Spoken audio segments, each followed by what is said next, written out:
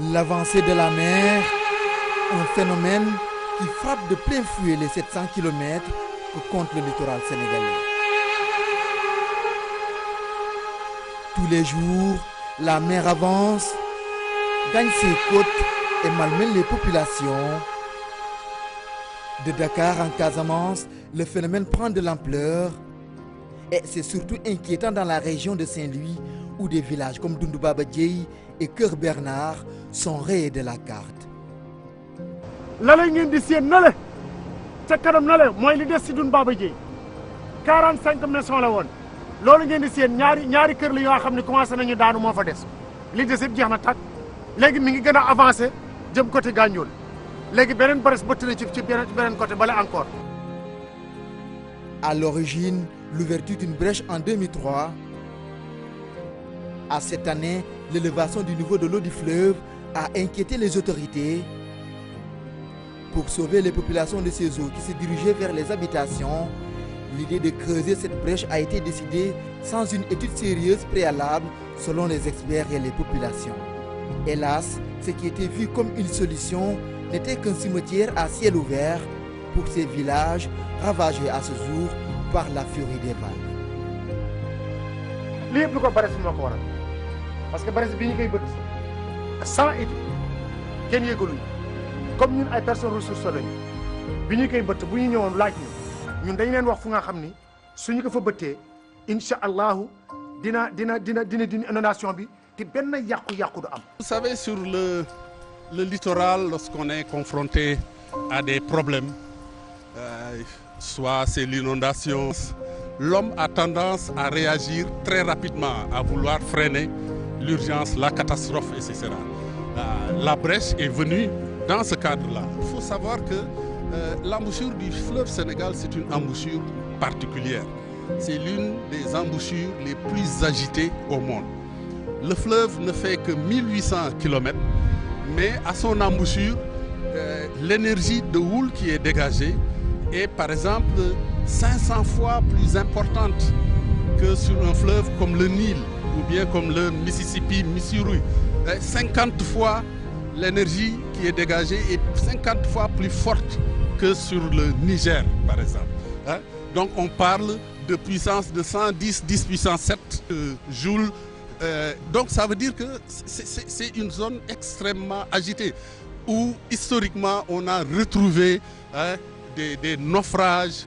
À ce jour, en plus de ces localités qui ont disparu du fait de la brèche, d'autres comme Pilote Bar, la Langue de Barbarie et Gorumbach attendent tristement de subir le même sort.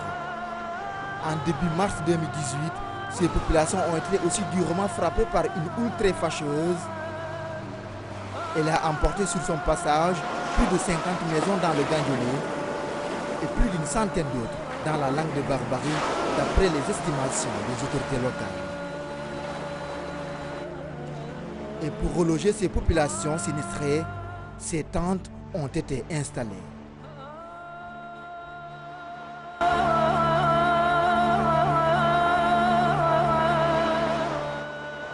Pour protéger cette première capitale de l'Afrique occidentale française, l'AOF, le président de la France en visite au Sénégal annonce une aide financière pour ériger des infrastructures de protection.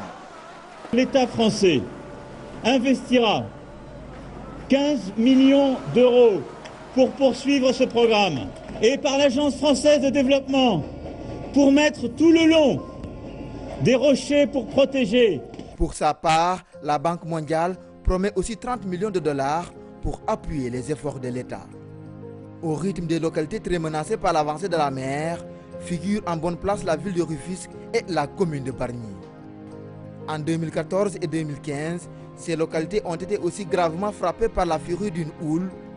Il y a 2 ans, nous avons eu ici une catastrophe où nous avons eu plus de 45 maisons et 200 pirogues qui ont été abîmées ici à Bargny. À ces événements s'ajoutent d'autres qui avaient fini par inonder le cimetière de Rufisque.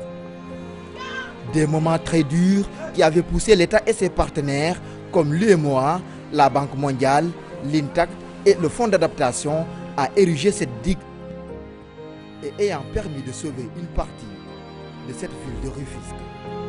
Ces mêmes efforts sont notés à Saly Grâce à des partenaires comme le Fonds d'adaptation, des brise-lames ont été construites, ce qui a permis de récupérer une bonne partie des plages au grand bonheur du secteur touristique qui voyait fuir ses clients. Dans la partie sud du pays, ce phénomène est aussi traumatisant et handicapant pour les acteurs touristiques et les populations riveraines. À Popenguine, le phénomène est aussi alarmant. C'est un phénomène qui est là, qui est visible et qui est vraiment inquiétant. Pour quelqu'un qui était ici, qui était passé ici dans ces parages il y a quelques années, si l'on voit la situation aujourd'hui, c'est vraiment inquiétant. Je pense, ipso facto, je pense que ça va. Il y a déjà un impact dans le tourisme parce qu'il y a des hôtels qui sont en train de fermer, il y a des résidences également qui ferment. La destination, les gens, parce que très souvent c'est le tourisme balnéaire. Donc s'il n'y a pas de plage, la plupart des touristes ils ne viennent pas. Question, qu'est-ce qui explique un tel phénomène? Le réchauffement climatique est aujourd'hui admis avec la fonte des glaciers dans le pôle Nord. Donc ce qui entraîne un peu une remontée du niveau marin. Et justement, beaucoup de thèses ont été soutenues pour montrer, par exemple, sur Saint-Louis, si vous regardez la thèse de Kourakan, des montées du niveau marin de 0,5, 1 mètre, etc., quels sont les dégâts un peu sur l'environnement. Donc, cette réalité du réchauffement climatique, nous la vivons parce que pratiquement sur nos littoraux, il n'y a plus de plages. Les plages sont en train de disparaître. Les aires de débarquement sont en train de disparaître. Et quand vous regardez l'habitat, les enquêtes montrent que on vous dit souvent on habitait à 500 à 800 mètres de la mer. Bon, aujourd'hui, pratiquement, la mer frappe sur nos établissements humains. Partout sur la côte, il y a des maisons qui ont été impactées, qui sont parties à la mer. Faire le bilan à l'heure actuelle, il faudrait faire un recensement. Mais il y a, comme je vous l'ai dit tout à l'heure, je pense qu'on a dépassé même plus de 1000 maisons certainement. Puisque si on regarde juste sur les années 2016-2017, en août 2007, c'est 54 maisons qui ont été impactées à Saint-Louis. Et en 2017, 188 maisons. On est déjà à 242 maisons impactées uniquement sur l'année 2016-2017 à Saint-Louis. Vous savez qu'à Tassinère, récemment, il y a eu aussi des maisons impactées. Il y en avait eu à Mbao, il y en a eu à Bargny.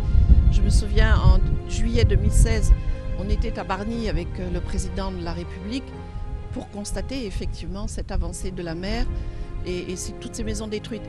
Et il y a une étude qui va se développer pour modéliser toute la zone de façon à savoir quelle solution durable on peut apporter. Au Sénégal, l'érection de brise-lames ou de digues sont parmi les premières idées préconisées pour faire face à l'avancée de la mer. Mais des spécialistes préconisent le reboisement des filaos et surtout des mangroves le long du littoral sénégalais. Ces experts soutiennent que la mangrove constitue une solution d'ailleurs plus durable et moins coûteuse. Cas d'exemple, ici à Toubacouta, dans la région de Fatick, où ces formations forestières de mangroves, en plus de leur fonction esthétique et écologique, ont aussi permis de protéger la localité de l'avancée de la mer. La mangrove joue plusieurs fonctions. C'est un tampon naturel qui lutte contre l'érosion côtière, qui est disons, un phénomène qui menace plusieurs localités du Sénégal. En plus de cette fonction, la mangrove joue un rôle de séquestration de carbone et de reproduction des espèces aquatiques. Parce que les mangroves jouent un rôle important dans la restauration de la biodiversité, dans la régénération des espèces végétales et aquatiques. Parce que c'est une zone de frayère, c'est-à-dire une zone de reproduction de poissons. Un fait que confirment les pêcheurs. La mangrove a un impact surtout chez nous les pêcheurs. J'ai fait toute ma vie dans cette activité de pêche qui m'a permis aujourd'hui de construire ma maison et d'entretenir ma famille. À l'Union internationale pour la conservation de la nature, l'on plaide aussi pour le reboisement de la mangrove le long du littoral. Pour la secrétaire générale de l'UICN, la mangrove est la solution efficace et durable face au phénomène de l'avancée de la mer.